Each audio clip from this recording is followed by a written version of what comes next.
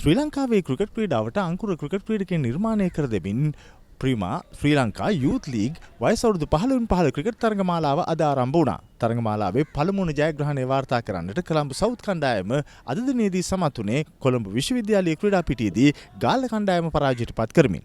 ගාල්ල කණ්ඩායම පළමුවට පන්දුවට පහර දෙමින් කඩලු 10ක් දැවි නැත්නම් සියල්ලන් දැවි ලබාගත් ලකුණු 123ට පිළිතුරු ලෙසින් පන්දු ඕවර 40යි පන්දු දෙකක් තුල කඩලු 9ක් දැවි ලකුණු 125ක් ලබමින් ජයග්‍රහණය වාර්තා කරන්නට කොළඹ සවුත් කණ්ඩායම සමත් වුණා.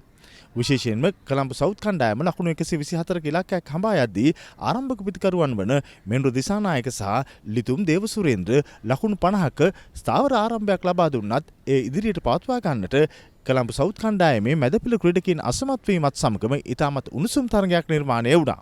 කෙසේ වෙතත් අවසන් කඩුල්ල වෙනුවෙන් හමීඩ් අෆ්දාල් සමගින් ගගන ගමගේ ලකුණු 12ක නොබිදුණු සමතාවයක් ගොඩනැගීමත් සමගම ඔවුන්ට ජයග්‍රහණය හිමි කර ගන්නට සමත් වුණා.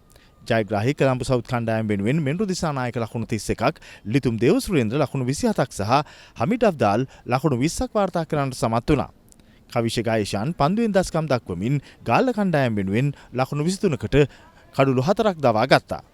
ඒ අනුව ප්‍රීමා ශ්‍රී ලංකා යූත් ලීග් වයස අවුරුදු 15 ක්‍රිකට් තරගමාලාවේ පළමු ජයග්‍රහණය ගාල්ල කණ්ඩායම පරාජයට පත් කරමින් එක් කඩුල්ලකින් හිමි කර ගන්නට කොළඹ සවුත් කණ්ඩායම සමත් වුණා.